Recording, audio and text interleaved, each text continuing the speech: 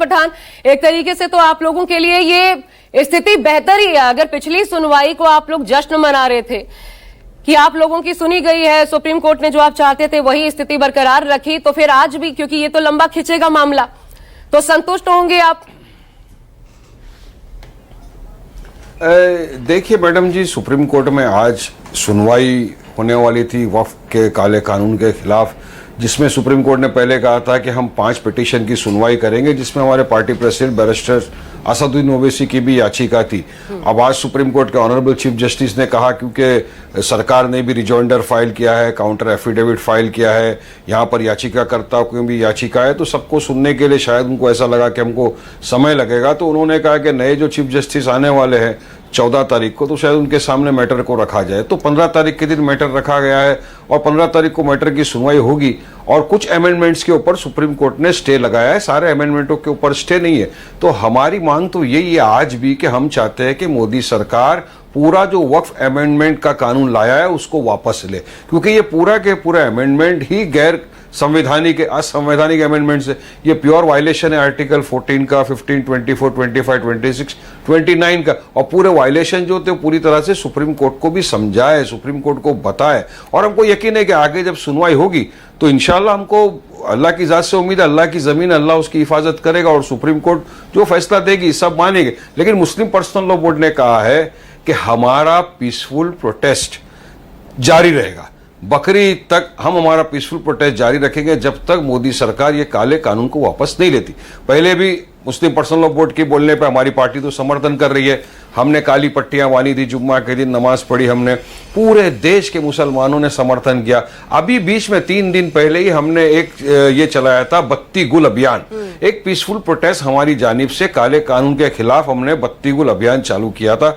और यकीन मानिए मैडम जी के पूरे देश भर ने ये देखा कि कितना कामयाब रहा। हर इंसान ने रात के 9 बजे से 9:15 बजे तक सिर्फ 15 मिनट के लिए अपने घरों की, अपने मकानों की, मस्जिदों की, अपनी दुकानों की, तमाम की बत्तियों को बुझा दिया और ये दिल्ली तक पैगाम पहुंचा दिया कि पूरा देश का जो मुसलमान है वो इस वक्फ के काले कानून के पूरी तरह खिलाफ है। अब जब सब खिलाफ है तो मोदी जी क्यों लाना चाहते हैं, क्यों थोपना चाहते हैं वक्फ का काला कानून हमारे ऊपर? यह असंवैधानिक है, ये इनकी मंशा जो है बीजेपी की। हम पहले भी बोल रहे थे, आज रिपीट कर रहा हूं मैडम जी आपके चैनल के ऊपर, बीजेपी की मंशा में, नियत में खोट है। ये वक्फ को बचाने के लिए नहीं कर रही है, ये वक्फ को बर्बाद करने के लिए कानून लाया है। ये वायलेशन है। इनको मुसलमानों की इतनी हमदर्दी कब से होने लग गई है, मुझे तो ये समझ में नहीं आ रहा। ये बहुत इंटरेस्टिंग है, इसलिए मैं चाहती हूं जरा जफर इस्लाम साहब को नफरत है, जो मिनट 5 आप दोनों ही से जिनको नफरत है, आज उनको मुसलमानों से वारिस पठान जी, आप और सैयद जफर इस्लाम साहब,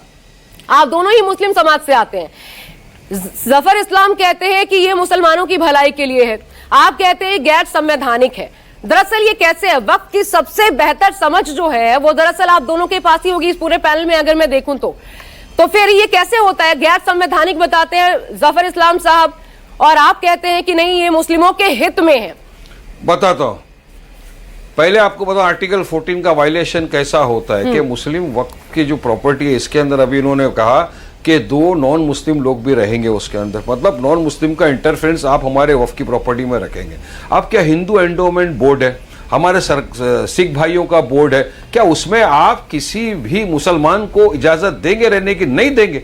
अरे तिरुमाला के अंदर क्या हुआ, वहां पे जो 14 लोग थे नॉन प्रैक्टिसिंग हिंदू, उनको तो आपने बोर्ड से निकाल दिया और वहीं पर ये चंद्रबाबू नायडू ये वक्फ के काले कानून को समर्थन दे रहे हैं। अब सोचिए इनका हिपोक्रेसी का लिमिट क्या है। ये अपने आप को जो सेक्युलर बोलने वाले हैं, ये चंद्रबाबू नायडू, नीतीश कुमार, चिराग पासवान, जयंत चौधरी, जो आज तक मुसलमानों के वोट लेकर सेक्युलरिज्म की दुहाई दे दे के सत्ता में आए, जब मुसलमानों के हक की, अल्लाह सुब्हान तआला की जायदाद के ऊपर बात आ गई, मुसलमानों की मस्जिदों पे, खानकाहों पे बात आ गई, तो सीधा जाके मोदी के साथ में जाके बैठ गए। तो देश की जनता और तो इनको माफ नहीं करेगी। ये तो आप हम सब देखेंगे कि किस तरह से 2 मुहैया जो इनका चेहरा था, कि जब हिंदू बोर्ड में किसी दूसरे बोर्ड में गैर ऐसे सदस्य नहीं हो सकते जो दूसरे समुदाय से आते हैं, तो फिर क्यों इस ट्रस्ट में आप चाहते हैं कि हिंदू हो, गैर मुस्लिम हो? देखिए, 2 अलग अलग चीजें हैं यहां पर। जो है वो एक टेक्निकल एस्पेक्ट आपको समझना पड़ेगा।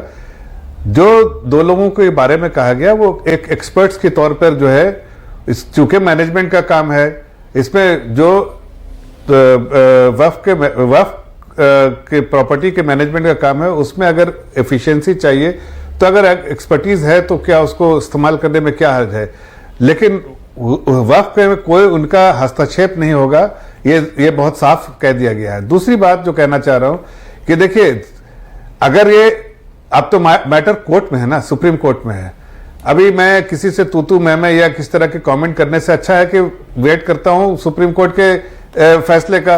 अगर कोई आर्टिकल का कोई वायलेशन कोई कहता है तो भाई सुप्रीम कोर्ट से तो ज्यादा इंपॉर्टेंट नहीं कोई बॉडी जो फैसला दे सके, तो मामला तो सुप्रीम कोर्ट में है, फिर सुप्रीम कोर्ट को फैसला करने दीजिए कि इसका वायलेशन है या फिर जो कानून पारित हुआ वो बिल्कुल सही है, हमारे एतबार से बिल्कुल सही है, और ये आज इसकी जरूरत थी। और मैं फिर से रिपीट कर रहा हूं फिर से कि ये मुस्लिम समाज के ही लोगों को फायदा होगा।